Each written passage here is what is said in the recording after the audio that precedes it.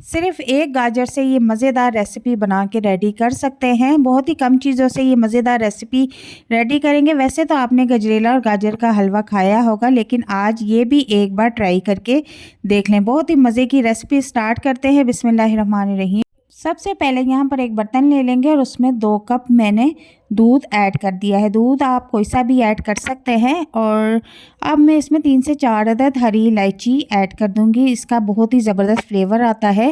तो यहाँ पर जब तक से दूध हमारा बॉयल होता है, यहाँ पर एक गाजर ले लेंगे और उसको छील लेंगे। छीलने के बाद कद्दूकश कर लेंगे। तो तकरीबन दूध जो है मैंने अच्छी तरह से पका लिया है। 20 से 25 मिनट में ये गाढ़ा हो चुका है।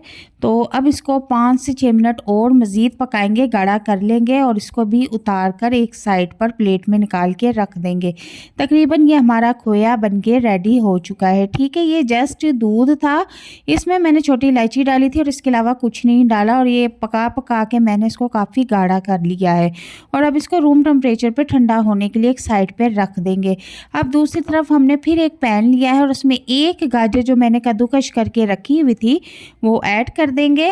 और उसमें तकरीबन हम 100 ग्राम चीनी ऐड कर देंगे। ठीक है, और इन दोनों चीज़ों को अब हम चूल्हे पर चढ़ा देंगे और पकने के लिए छोड़ देंगे। चीनी भी अपना पानी छोड़ती है और गाजर भी। हम इनको इसी के पानी में पकाएंगे। तो हमने मज़ीद एक्स्ट्रा पानी नहीं डालना। 5 से 6 मिनट के लिए मैंने इसे कवर कर दिया था। तो चीनी जो है वो मेल्ट हो चुकी है। चीनी का और गाजर का जो पानी है ये हम अच्छी तरह से खुश्क कर लेंगे। यकीन करें ये इतनी टेस्टी और मज़ेदार रेसिपी है, जब आप इसको बनाएंगे तो आप गजरेला और गाजर का हलवा बनाना भूल जाएंगे और रोज़ाना यही बनाने पर मजबूर हो जाएंगे। अब इसका पानी खुश्क हो चुका है। अब मैंने जो खोया बना के रखा हुआ था उसको इस गाजर में ऐड कर देंगे। अच्छी तरह से प्लेट साफ़ कर लेनी है। ज़रा सा भी कोई भी रिज़्क का हिस्सा प्लेट पर लगा ना रह जाए और ज़ाया ना हो जाए। अब इन दोनों चीज़ों को हम अच्छी तरह से पका लेंगे। तो चूल्हे का फ्लेम मैंने नॉर्मल रखा हुआ है, क्योंकि ये नीचे बहुत तेज़ी के साथ जलना शुरू हो जाता है, लगना शुरू हो जाता है। तो हम इसको नॉर्मल फ्लेम पे ही पकाएंगे और चम्मच जो है मुसलसल हम चलाते रहेंगे। यहाँ पर तकरीबन 2 से 3 टेबल स्पून मैंने इसमें ऑयल या घी ऐड कर दिया है। अब हम इसको खूब अच्छी तरह से पकाएंगे। इसको इतनी देर पकाना है कि ये जो हमारा पेस्ट है ये बिल्कुल गाढ़ा हो जाए। तो यहाँ पर मुझे 10 से 12 मिनट हो चुके हुए पकाते हुए। चूल्हे का फ्लेम मैंने बिल्कुल नॉर्मल कर दिया है। तो ये जो हमारा गाजर का पेस्ट है ये गाढ़ा होना शुरू हो चुका है। तो अब हम चूल्हे का फ्लेम जो है वो ऑफ़ कर देंगे और इसको एक साइड पे रख देंगे ताकि ये ठंडा हो जाए। तो इसकी कंसिस्टेंसी आप देख सकते हैं कि ज़्यादा भी आपने गाढ़ा नहीं करना, क्योंकि ये ठंडा होने पर भी गाढ़ा होता है।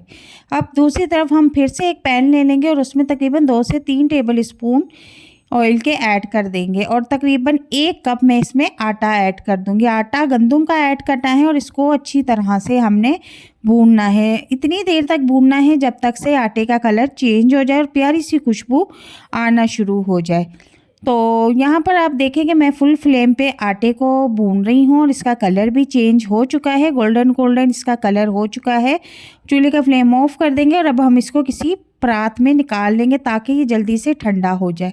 तो 1 कप आटा था और अब इसको चम्मच की मदद से इस तरह से प्रेस कर लेंगे ताकि इसमें जितनी भी गुठलियाँ हैं वो ख़त्म हो जाए।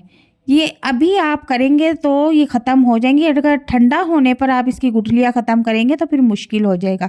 अब हमने जो गाजर का हलवा बना के रखा था वो आटे में मिक्स कर देंगे। अब हमने इसको अच्छी तरह से आटे में मिक्स करना है। आप यहाँ पर चाहें तो हाथों की मदद से भी कर सकती हैं, लेकिन चम्मच के साथ भी इजीली हो रहा है। गुठली कोई भी इसमें रहनी नहीं चाहिए। आपने ये काम बहुत ध्यान के साथ करना है। तो मैं यहाँ पर चम्मच चेंज कर रही हूँ। रिज़्क का ज़रा सा भी हिस्सा ज़ाया नहीं होना चाहिए। तो अब मैं चम्मच की मदद से इसको प्रेस कर लूँगी ताकि इसमें बिल्कुल भी गुठलियाँ ना रहें। बहुत ही आसानी के साथ ये मिक्स हो रहा है और बहुत ही ज़बरदस्त हमारी मिठाई बनके रेडी हो रही है। यकीन करें जब आप इसको एक बार बनाएंगे तो रोज़ाना बनाने पर मजबूर हो जाएंगे। इतनी टेस्टी और मज़ेदार बनके रेडी होती है कि जिस दिन आप बनाएंगे आप उसी दिन बात करिएगा। फिर अब इसको हम किसी प्लेट में सेट कर लेंगे। तो यहाँ पर मैंने सेट कर ली है और तकरीबन इसको ठंडा होने के लिए छोड़ देंगे। तो अब मैं इसकी कतलियाँ काट लूँगी। आप चाहे तो जिस तरह की भी इसको शेप दे सकती हैं।